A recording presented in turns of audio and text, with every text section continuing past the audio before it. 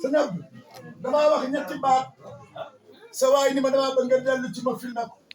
ma wax ko Moustapha Diop mii dama dégg Moustapha Diop Aliou Diop ni la daa bëgg yow sëñ Abdou Mbacké yaag Moustapha Diop ngeen xamee Aliou Diop teg ci ni Moustapha Diop mas na ko wax ci biir atoom ni ko man de teraanga bi ma yàlla defal aka neexoon sama yaay di dund ba ma defal ci sama yaay loola ak loola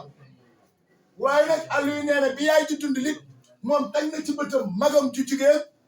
Moustapha defal na mag di xeetu teraanga bu ne ma ne ko nag loolu mooy la ma sama baay waxoon sama baay dañu ma woon bu yett amee yett am yett am yett amul bu yett amoo nit yett du am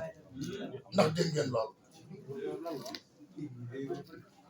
bu yett amee yett am yett am yett amul bu yett amoo nit yett du am mënu ko bàyyi li loolu la waa ji bëgg a filmé xam naa du ko yittewoo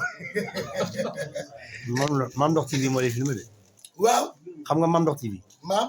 Ndokh TV xam nga ko Ndokh TV waa dégg naa ko bu baax jërëjëf Ndokh TV sëñ Abdou ñu ñooy waa Ndokh TV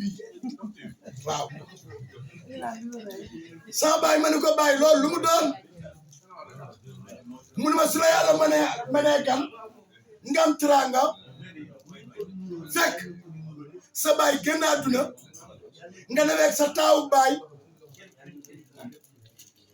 soo ko yóbbuwul Makka it bu sa baay doon dund it doo ko yóbbu Makka dëgg la yàlla mën na la gan nga nekk fekk sa taawu baay ci yóbbuwoo ko Makka bu sa baay doon dund it doo ko yóbbu Makka loolooy bu yett amoon yett am yett am yett amul bu yett amoon nit yett du am waaye yow yett yooyu dalu la benn dalu ko ci yàlla na teraanga bi yàgg jëmm ji nag Aliou Diop ba nga xam ko moom day jafewul a xam ndax baax kese moo nekk ci jëmm ji